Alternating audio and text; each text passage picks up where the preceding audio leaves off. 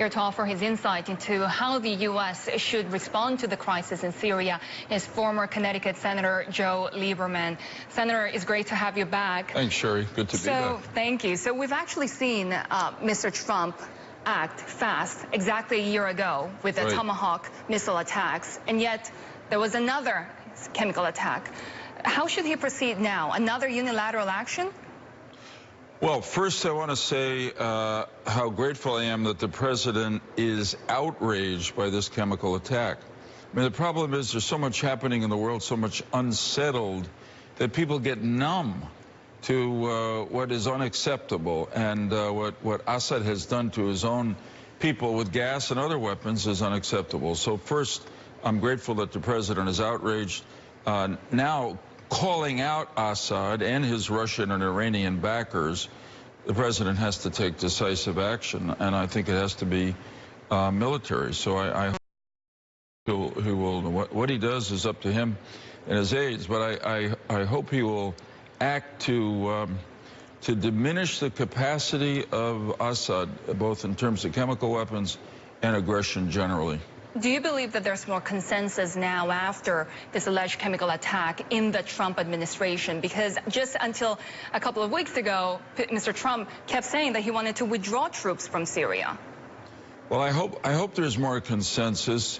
When the president said that, I was surprised that he wants to get the troops out of Syria soon, because he has spoken in the past against setting deadlines, time-determined placement of troops, and actually he's following a policy, and I believe the correct policy, certainly in Afghanistan and Iraq, not based on time, but based on conditions on the ground. Are we succeeding? And I think we've got to do the same in Syria. I do think that Assad's use of chemicals has really infuriated the president as a person. And I think it's a turning of the corner, and we will not. Of course, we all want to get out of Syria when we can, but we shouldn't until we've done something about what the president called over the weekend, I think correctly, the animal Assad. He's acting like a beast. In the cabinet meeting, we had a glimpse of the new National Security Advisor, John Bolton. How effective do you think he will be in bringing his views to this issue? Well, I think John Bolton will be very effective and very helpful to the president. I mean, I know John for a long time. He's bright, he's experienced, he's been in the State Department before. He has ideas. But I also think it's important to say that in the role of National Security Advisor, his job is to present the president with policy options and to only really give his personal advice when he's asked by the commander-in-chief. I think John Bolton knows that, but I'm comforted to know that somebody of John Bolton's background and experience and intelligence is going to be there right next to the president. He's very much seen as a hawkish figure. Do you believe that he'll continue to promote America first, but also America alone? You know, I don't think he believes in a muscular foreign policy. There's no question about that.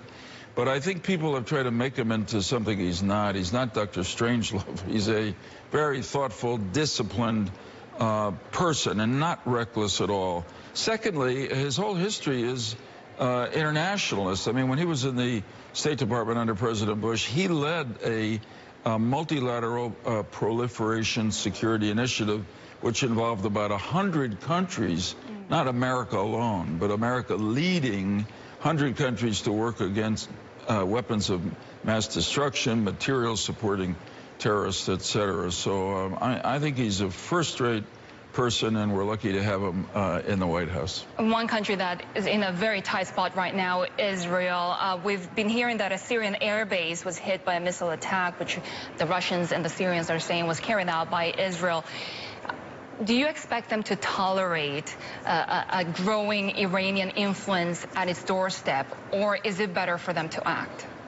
Oh, I don't expect Israel to tolerate that growing Iranian presence in Syria. I mean, the Iranians have been supporting Assad for years. After the Syrian people rose up against Assad, the Iranians poured an enormous amount of resources and people. They have tens of thousands of Iranian agents soldiers, militia members, Hezbollah in Syria now fighting to protect the Assad administration.